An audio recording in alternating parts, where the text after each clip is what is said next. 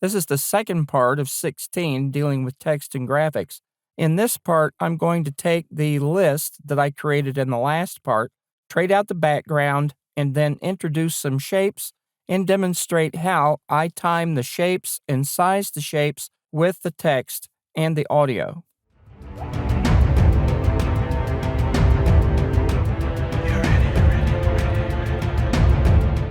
So I'm going to go ahead into my graphics 2 here, and I'm going to edit that.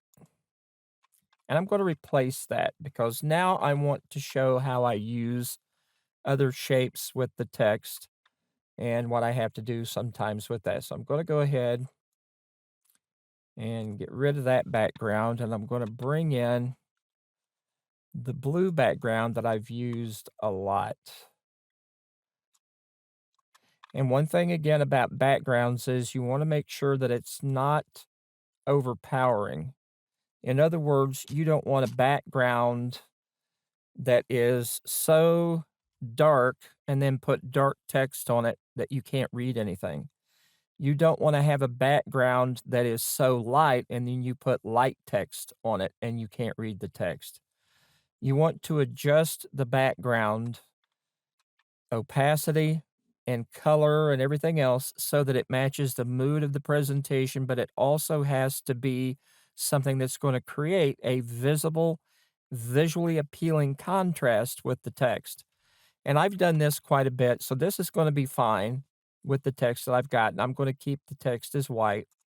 And normally, if I was doing something like this for an actual production, I would go back in and I would color the text and things like that. Now, at this point, I'm not going to align it or anything. I'm not going to space it because what I'm going to do now is I'm going to bring in some shapes and try to use those with the graphics. And what I would normally do is I would bring in the text maybe 2 or 3 elements at a time if I'm going to do this because I want to see if it's really going to work.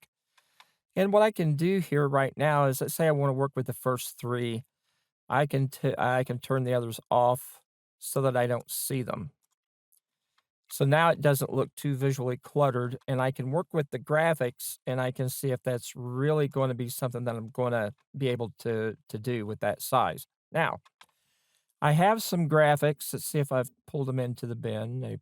Yeah, there they are. And I'm going to have to shrink that down a little bit so I can see things. All right. So one of the first things that I might do is I might bring in something like these ovals, and these could be ovals. They could be a specific shape. They could even be pictures. It doesn't matter. But I'm going to go into my graphics 1. So I'm above my background layer. I'm going to hit edit. And I am going to bring in first, I like this teal oval here, and I'm going to move the playhead over so I can actually see the text. Now what I'm going to do is I'm going to size this down so that it's going to be a good fit for the text. And I'm going to try to center the text on there. And that looks fairly good. I want to hit OK on that. And for right now, I'm going to go back up to the text here. And I'm going to slide 2 and 3 over to the side. Now, normally, if I'm going to be using shapes like this, I'm not going to be using a whole lot of text in that particular box. I'm going to limit it because I know I don't want to get it too crowded. So now I'm going to bring in, let's see, let me bring in my pink one here. And again, I can put it around the text and I can size it. And I'm going to be looking for things that are going to be visually appealing. Now, one thing about spacing this, I'm probably going to go into the text here and I might put it on 2 lines, I might abbreviate it a little bit more because when it renders, if I'm this close to the edge, the final render, it may look okay here in the title editor. After it renders and I play it back, this text could be way over the edge, or the graphic could be offset left or right, up or down, and things could be out of alignment. So this is only an idea of where something could be. Now, I'm going to leave this right here because if I was doing a chart like this, I would space them out in different places on the screen. So I'm going to go ahead and bring over another oval here.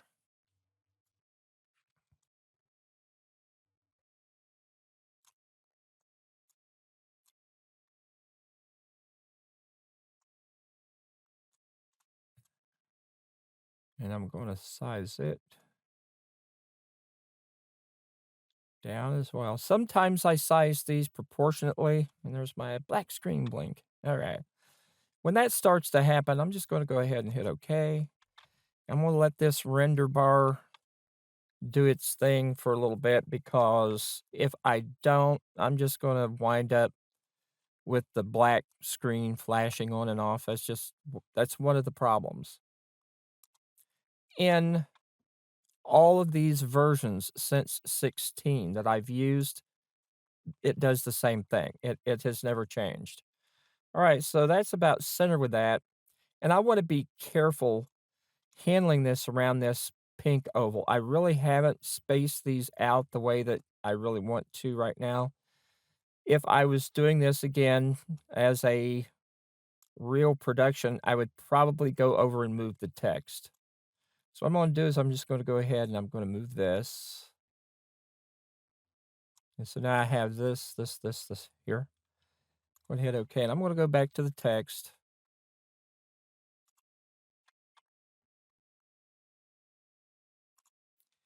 And I'm going to bring 3 over.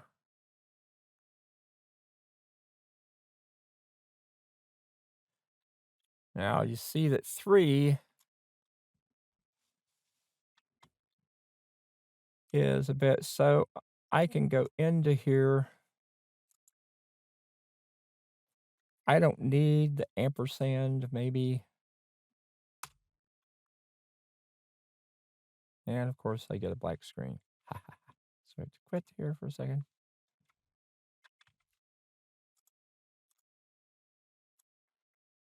The good thing is it generally doesn't lose anything, but it's just, this is an aggravation. This adds hours on the production time. Now, what I can do here, this has to be visually appealing. And if I really had trouble with the spacing and everything, I would either size this down to a 22, and that would really help, and that would be visible. That would be nice and visible because I've got the graphics here, these ovals or whatever you're putting in there to accent text like this. This really helps to make it pop. So now I'm going to go ahead and turn on element number 4. I'm going to drag it down here because I want to just demonstrate an effect. So I'm going to put it down here. And I'm going to go back to my shapes over here. I do not have another color on my ovals. Now, if I wanted to, I could go into Studio and I could draw a rectangle. Here's what I run into if I'm drawing shapes in Pinnacle Studio. If you've ever drawn a shape on a computer and then printed it out like on an inkjet printer, you'll notice that you get zones of color, rows of color. And you can see that there are lines in between it where the saturation is just slightly off or whatever. That's the same effect I get in a final render if I draw like a rectangle or an ellipse or a circle in here. That's why I went out to Photoshop and Illustrator and created shapes, because these are going to render with solid color because Pinnacle's not actually doing the fill on that. if Pinnacle was to do the fill on this, you're going to see some lines on there. You're going to see some things that aren't going to be quite that great. So I'm just going to bring in another copy of the teal circle here. And I can proportionally shrink it down, bring it over. And it would probably be easier if I just went ahead and resized the text, but that's all right. Now, so I've got these all in here. Now, I want to take a look at this right now visually before I do anything with timing, because you can see here, Pinnacle blew up again. You gotta love it. You become very patient with Pinnacle Studio because it blows up a lot with the title editor. I don't know what it does with video editing. I think with video editing, it's probably more stable. It is not stable with the title editor, and I'll just stress that. So, this whole process of creating things like this for something very short might be something that you're going to want to do.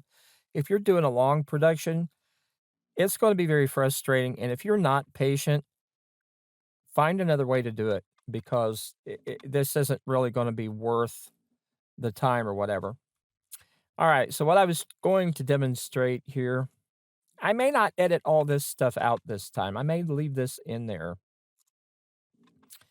All right. So, I've got all of these elements here and they look okay. And in the final render, they would look fine, but they're going to look better if I do something else. And what I'm going to do here is I'm going to go ahead and go to looks, and I'm going to go to shadow.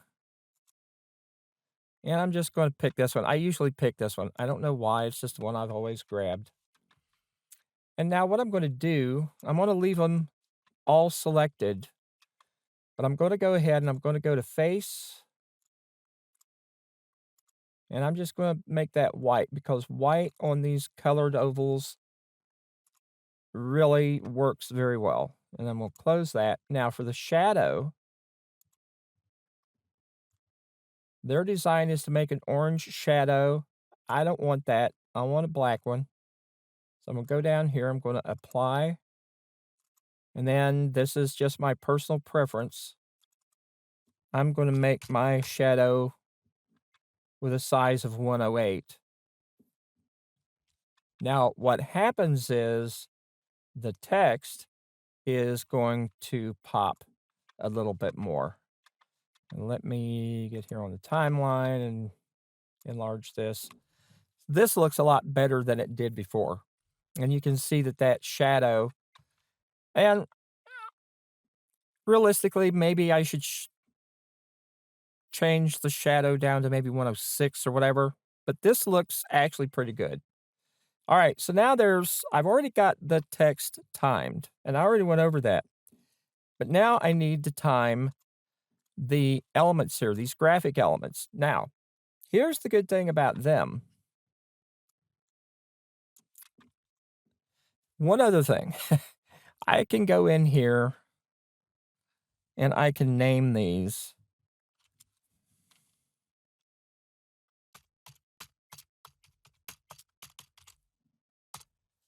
And when I do that, it really is going to help me, especially when I'm timing them or whatever. So that is the blue. This is the, and you don't have to put a lot in here because you don't have any room.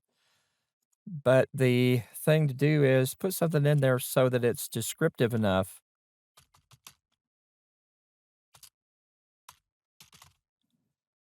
Okay, so now I've got them. Now what I'm going to do is I'm going to go ahead and select all of them. I'm going to put a motion in. I'm going to use the same fade in that I used for the text. You can do whatever you want. This looks better for me because I want them to fade in, I want the text to fade in, and if I time it right, everything's gonna work together and it's gonna be smooth. So let me get my 3 dots here. All right. Set my playhead right there.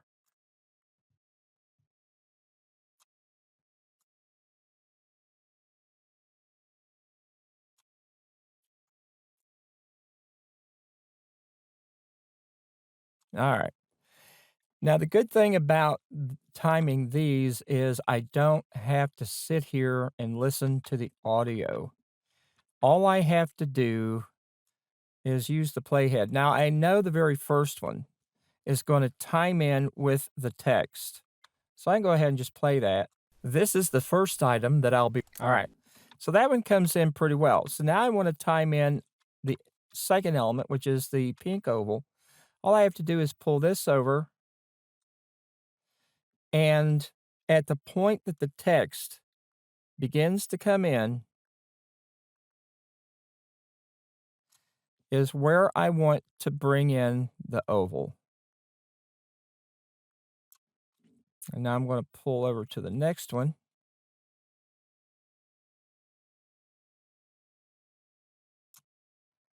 That's going to be the blue oval.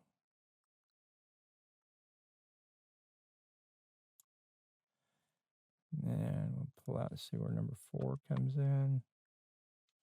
And this is another little glitch. Things will just disappear. There's the black screen. All right, so now I've got to let it render a little bit.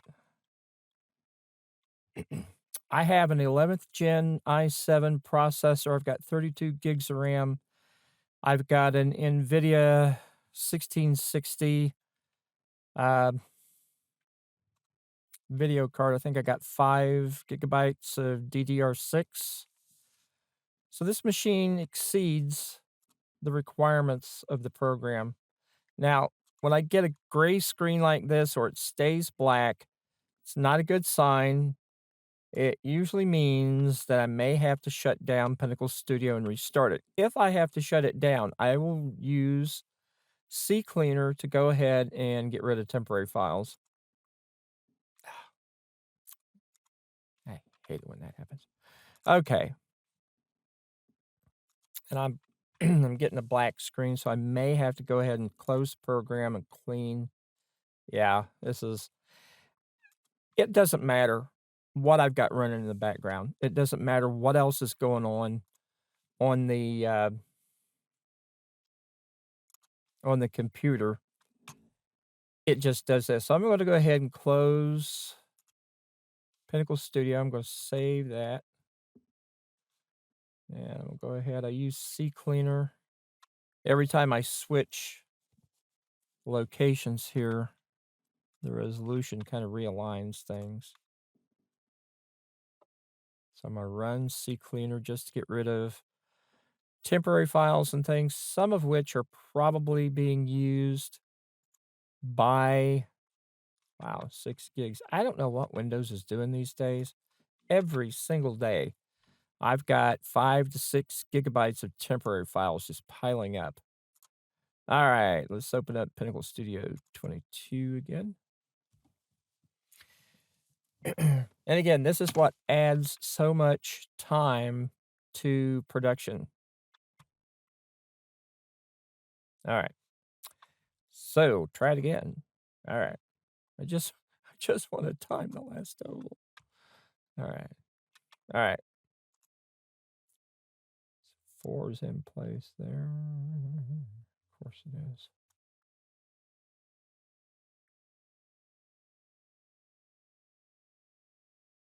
All right. So I'm going to pull my pill over to there. Hit OK. All right. Let's go back to the beginning and let's see how those timings work. They should be fine.